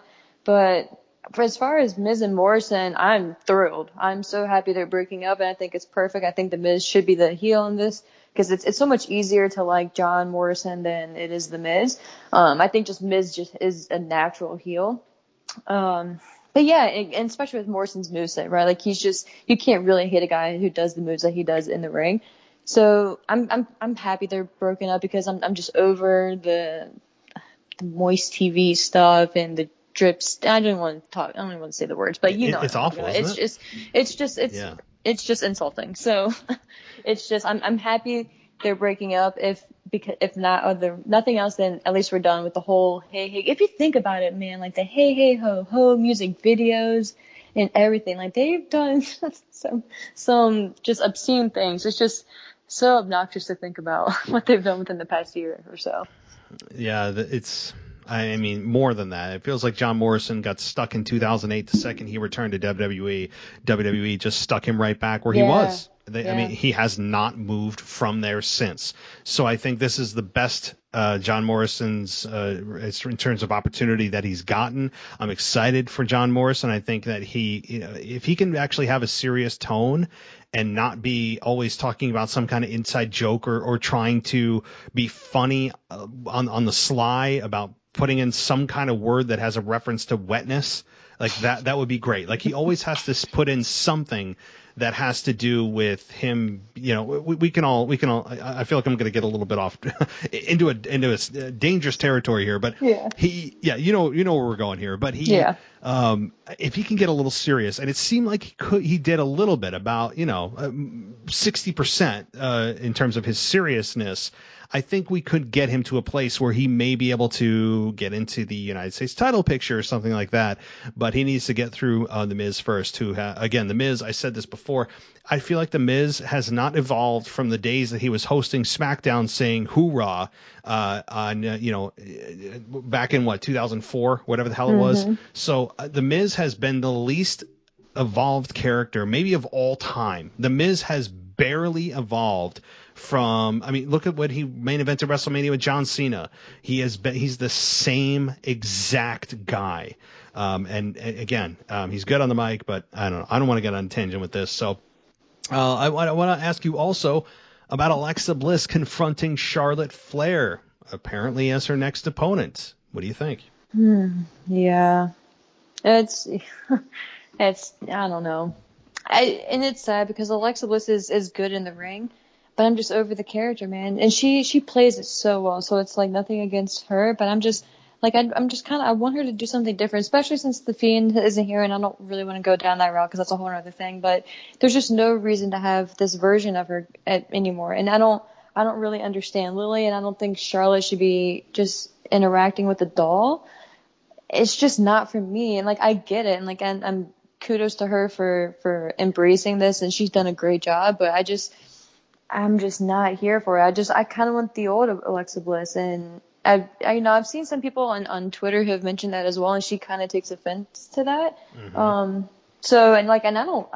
don't think any of us mean that, or at least I don't, in like a disrespectful way or anything, because I dig the character, right? Like, I think the character, I was excited for the character when she was with the Fiend and everything like that. I feel like it could have had promise, but and it was the same issue with the Fiend in a way. Like, once you get into the ring, like, you're limited with that type of character, like what you can do, like hocus pocus wise and stuff like that, So it's not her fault at all. I'm just, if it's Alexa Bliss and Charlotte, like, I want to see the real Alexa Bliss, you know? Like, I want to see, because I think she deserves it, like, to be, like, the more raw version of herself, or at least the other version, like when she was SmackDown Women's Champion and all that. So I think it would be a good match to, like, the best of its ability, right? Like, depending on what tricks they want to do it, if Lily is going to wink again and stuff like that. So it's just going to be interesting to see how Charlotte reacts to that, because Charlotte is presented to us as, like, above everyone in the division, right? So it's going to be interesting to see how someone of her stature in the character sense interacts with Alexa Bliss's character and the doll. You know what I mean? If that makes sense. It's funny, you know, the doll has been such a center point of controversy, and really, I mean, it's, you know, we're talking about a haunted doll, and then we have CM Punk returning on the other show. I mean, like, you know, and people point to, this is exactly why people turn away from WWE when they're talking about winking haunted dolls, and you have CM effing Punk returning on this show. And it's just, I totally understand that mentality. And look, Alexa Bliss, to what you just said too, I really appreciate that she's gone all in on this. Apparently she's having a lot of fun with it, and that's great. It's true. Like, and I appreciate the fact that she has gone all in on this. And I feel like she's a victim, an unintended victim of the crowds coming back in that environment, because, like you said, with the hocus pocus and her doing the changing, the metamorphosis that she went through when she wanted to essentially, quote, Hulk up, right? Like when she was, whatever that transformation was, you can't do that in front of live fans. I also think that having not striking while the iron was hot with her, and having her sit backstage for 2 months on a makeup playground, backstage, and just talking in riddles kind of it, but not really attacking anybody and just being creepy, didn't do her any favors either. So right. they let her cool off unintentionally, I would think, to a point where fans are like, okay, well, we're kind of done with this. I think we've seen everything we could see.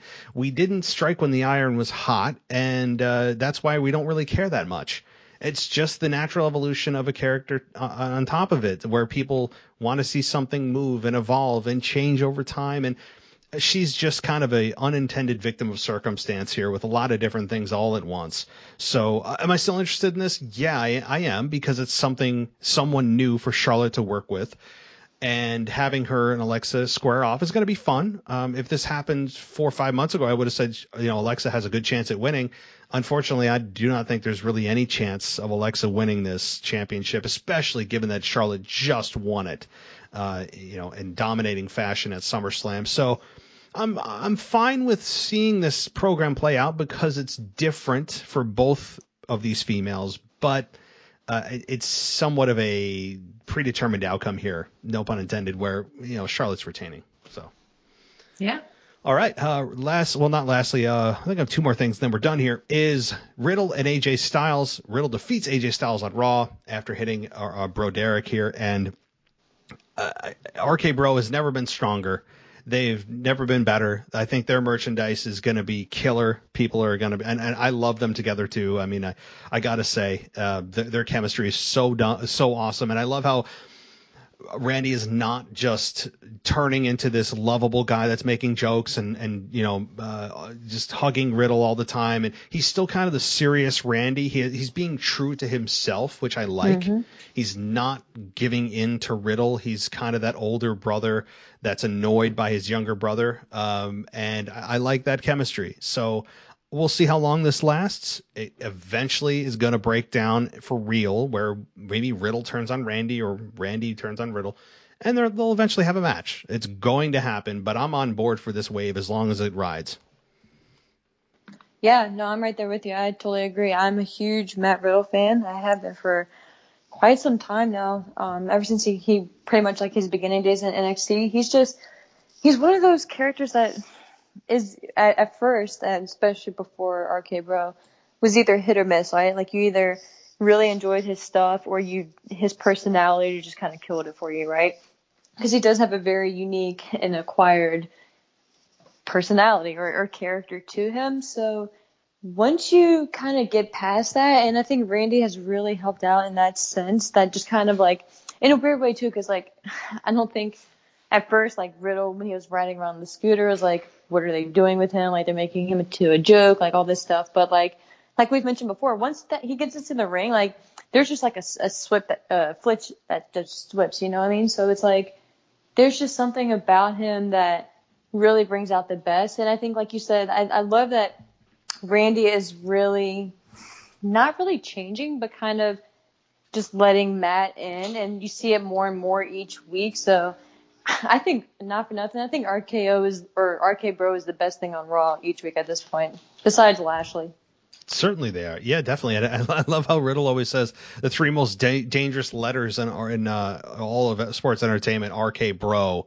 I love that. Right. I mean, like, right. Yeah, that's like only he could get away with that. Exactly. Yeah. This is fun.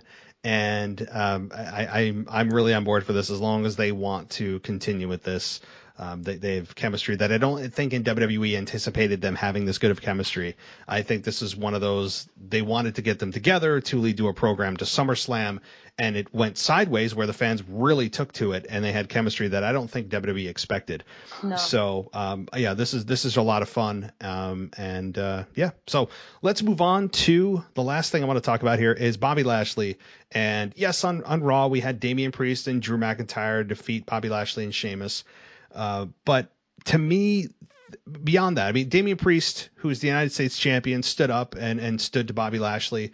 And, you know, it's fine. I mean, I don't have any issue with that per se. We got the United States champion going face to face with the WWE champion. So it was a nice little different visual.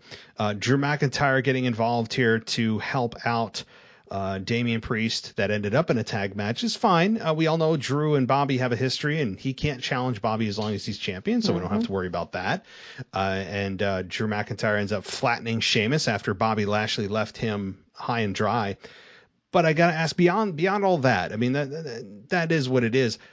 Are you concerned, or are you, do I dare ask, what are your thoughts? What are your feelings on the inevitable Goldberg rematch for the WWE Championship after what Bobby Lashley did unintentionally or intentionally to Gage, his son at SummerSlam? So what do you think? Well, first I have to say I will always be a lifelong fan of Bobby Lashley now for what he did at SummerSlam. So he's got a fan in me there. So props to him for that. At first I was kind of surprised that they were going to continue, but then once Goldberg had made that comment, like I believe he said he was actually going to kill Lashley on SummerSlam. Yeah, so that's interesting. So I hope nothing happens to Lashley going forward. So I think in a weird way that part of me is kind of happy because I've kind of predict this rematch happening in Saudi Arabia as well. So I think that kind of saves like another opponent like a Damian Priest or someone else kind of going up against Lashley and just having I don't want to say like a throwaway match over there, but like we mentioned before, a show that a lot of people don't watch for various reasons, and it's kind of just like a show for a specific audience, right? So instead of wasting another match that could have been like a first time or something that could have been substantial over here on a big show, you kind of do that rematch because, you know, whatever, it's just Goldberg. And in my personal opinion, I really don't want to see Goldberg challenging for the title. So if he's going to get that rematch and it happens over there, that's perfect. So I kind of hope if it's going to happen, which it obviously appears like that's what it is going to happen, I hope it happens over there so it's not really affecting us. And we can move on. And Goldberg can continue to have his awful match streak at in Saudi Arabia. It makes me nervous. I'm not. Yeah. Like you said, the best part of the match between Goldberg and Bobby Lashley at SummerSlam was having Bobby Lashley put the Hurt Lock on Gage. I mean, he deserved it. Like, why is that even a question? Why would they even be apologetic to Goldberg about it? It's not as if we had Bobby pull him out of the crowd and beat a teenager senseless. No. Gage was stupid enough to attack a guy 5 times his size, and he got exactly what he deserved. So I don't care if Bobby Lashley knew it was him or not. I hope he knew it was him. He deserved it. Like like that's exactly what you get when you attack somebody that is, that much bigger than you. You're a fool, is what you are. So Goldberg really has no legs to stand on, but we're going to be shoved the narrative down our throat that, oh, well, look what he did to his teenage son. Well, yeah, because he's dumb enough to do that. I mean, so whatever. I mean, that's the narrative we'll be fed. So exactly. And really quick before we move on, that's for me personally, and I kind of realized it watching it back. That's the main difference between a Goldberg and Gage relationship compared to like a Ray and a Dominic. Dominic, of course, again, is just like Gage in a way. They are sons of big stars in the wrestling business. Most likely would not be in the position they're in at the age if they were not, their father's son. So a lot of, I would say, openings and like just opportunities were given to them, whereas your average person that age would not in that experience level. So whereas Dominic, I was kind of surprised and I was kind of interested back when the fans first came on, we got back to the live crowds to see how they were going to react to Dominic, if they were going to boo him for, being in that spot so soon. And he was in high quality and in top positions on the card. And of course, I'm not saying Gage is anywhere at the level of Dominic right now. He's obviously not wrestling or anything like that, but just the level of involvement that he has, right? Like he's been on a couple shows now and he appeared at SummerSlam, for goodness sake. So that's the difference, and that's why in my opinion, Gage was kind of, not booed, but Lashley was cheered when he put Gage in the Hurt Lock, because Gage, you just kind of get that, obviously don't know the kid, don't really want to talk about the kid in general, but just like Goldberg, for instance, right? Like Goldberg never really wanted to be a wrestler. He just got into this because, someone told him he looked the part, and granted, he does, right? Like he's a big star, nothing against him, but it wasn't his dream. Right? He wanted to be a football star. So you just kind of get that vibe. You know what I mean? Maybe it's just me. Maybe I'm reading too much into it, but it's just kind of like one of those things where like, that's why you're happy to see it, because like he shouldn't be involved to begin with, like he doesn't, not to say he doesn't belong here, but he just doesn't belong in this situation right now. Not at this age. I mean, maybe give it another 5 years too. I mean, so. And I'm so tired of hearing it's about him. Like, okay. Like I know we get it, I know, and the beautiful thing was the fans at SummerSlam made me happy by really starting to turn on Goldberg. Oh yes. If finally the fans have had enough. I think the fans. What I've taken from this is the fans enjoy the entrance. It's a nostalgic entrance, but once the bell rings, people are like, all right, F this dude. We're done with him coming in as a 55-year-old man who was in WCW, a big star. And, just is just apparently has a birthright to a championship match every single time he steps foot behind the curtain. He just automatically gets a championship match. People have finally, and it's taken way too long, but it's finally starting to happen. That they're finally starting to sour on this idea that he's just entitled to a championship match, much less even having a damn match. I think all of us have seen enough of Goldberg. Especially in championship matches, that should be given to younger talent. I don't want to hear from Vince, it's a bigger match, it's a bigger star. No. You can't build around Goldberg anymore. You need to start building stars. You need to start building your youth. I don't care if it's a tournament, like a month-long tournament that ends in whoever wins that gets Bobby Lashley. I mean, it's very simple, and it may not be the biggest star you have, but that's how you build stars, is by giving the rub to somebody younger that has not gotten that spotlight yet. So I don't want to see this. It unfortunately, I think, will happen at Crown Jewel, and I don't know what the crowd's going to react over there. Like, I really don't know. I really have no idea how they're going to react. But if it's in the States, you can bet your ass that Goldberg will get booed, and it's a beautiful thing, because I'm tired of it. I'm over it. So anyway. All right. Well, Ashley, is there anything else? I feel like I'm missing something, since so much happened over the last, week, 2 weeks, that I can't even keep it straight anymore. Was there anything else that you wanted to bring up? Yeah, I was just sitting here thinking, I feel like there was something else, but I can't put my finger on it right now. And I'm sure right when we hang up, I'll be like, oh, that's what it was. But we covered a lot, so I'm pretty confident we covered all the major things, though, at least. Yeah, no, definitely. I mean, I know, guys, I didn't talk about Dewdrop and Eva Marie, so sorry. Okay, I know I'm disappointing many of you, but yeah, no, I mean, we're not going to go through every little thing, just kind of the bigger talking points, and I think we did. So I know you've got a full plate, so to speak. I certainly do as well. Yeah, no, we both do. Yours is Chinese food. Mine is a baby. No, but Yeah. of course you're moving. So With my bottle of water. yeah. Oh man, like I said before the show started, man, like you have made me hungry for Chinese food. And anybody else out there, Chinese food. If you are thinking about it, just do it. Get your Chinese food tonight. Yeah. So They'll be ready in 10 minutes. Yeah, no, 10 minute. Yeah, 10 minute. So yes, but I really haven't had it in like a couple of months. So I think I know what I'm telling my wife tomorrow. Yeah, I hadn't either. It was so worth it. All right. Well, Ashley, you go and get yourself all situated. You've got a big week ahead of you with moving across the country. Well, 10 hours away. So everybody 10 said, hours, right? yeah. So, whoa. Yeah, just 10 hours. Yeah, just. So awesome. Just stay away from Louisiana. Absolutely. Don't go that way. But I'm excited for you, and we'll definitely be having you on the show once you're all settled in. Definitely. Can't wait to be back. All right. Enjoy. All right. You have All a right. good one, Matt. You too. Bye. Bye.